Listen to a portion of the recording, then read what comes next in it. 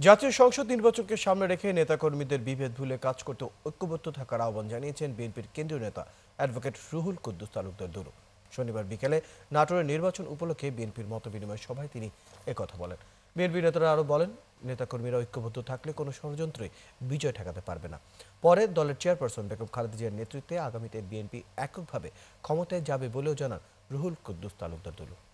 আপনাদের কাছে আমার আহ্বান, আপনাদের কাছে আমার অনুরোধ, আগামী দিনে এই সুযোগ এসছে বাংলাদেশের রাজনীতিতে আমূল পরিবর্তন।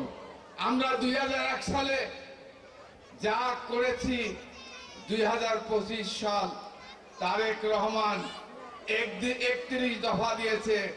এই 31 দফার সাথে আমাদের এই গ্রাম বাংলার মানুষের জীবনযাত্রার মান উন্নয়নের কথা উল্লেখ করেছে।